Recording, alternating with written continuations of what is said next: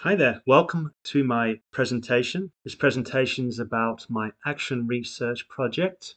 The name of the action research is Creating an Educator Workshop to Promote the Integration of Peace Education into Red River College Polytech Curriculum. Before I started this research, I thought that creating an educator workshop would promote more integration of peace concepts into the curricula. I'm a firm believer in peace education because I believe that schools can better prepare students to be citizens of the world.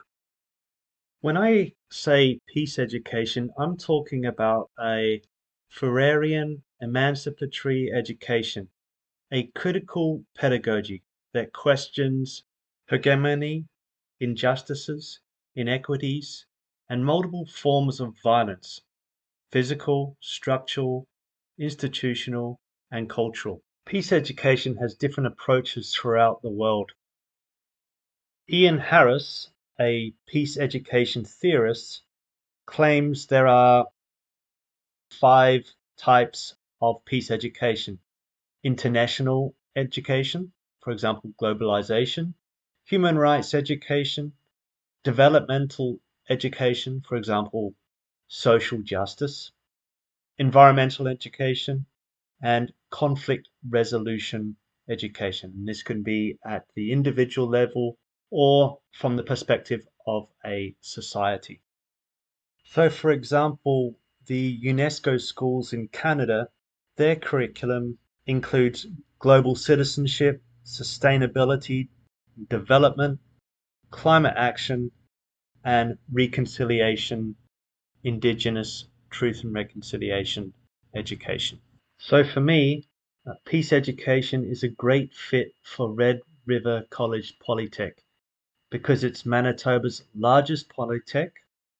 It has campuses on indigenous land. Winnipeg has Canada's largest population of youth and indigenous people. Also, the college brings together students from a multitude of different socio-economic and cultural backgrounds. Peace education also complements the Institute's commitment to truth and reconciliation, equity, diversity, and inclusion.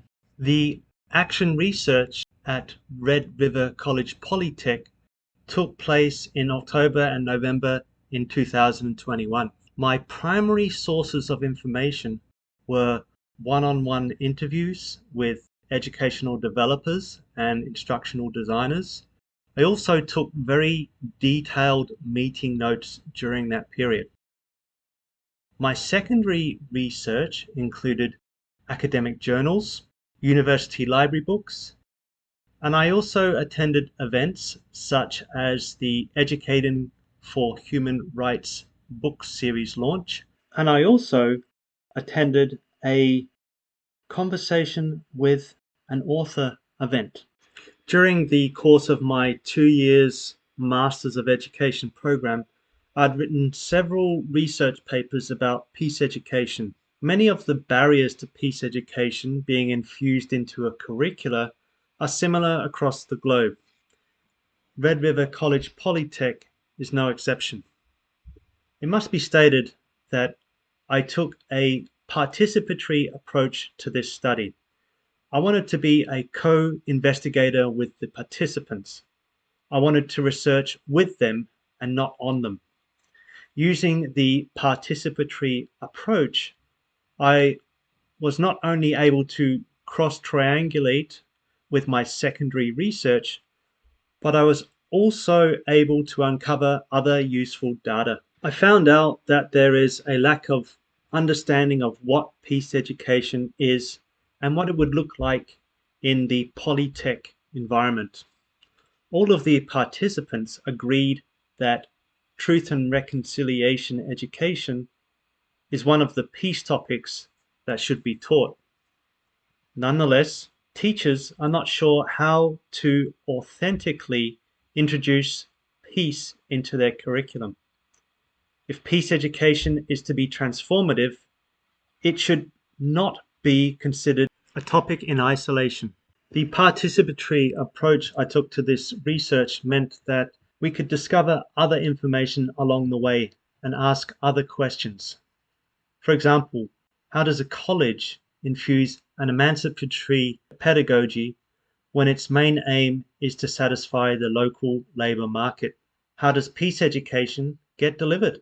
Some disciplines are natural fits for peace education. Should these cultures of curriculum be peace education champions? Should peace education be a standalone subject that all students must take as part of their core subject? Teacher training was another barrier identified in this study. Many teachers do not have the training to have difficult discussions about colonialism and other injustices. The research also brought attention to the hidden curriculum that would need to be addressed before workshops were implemented.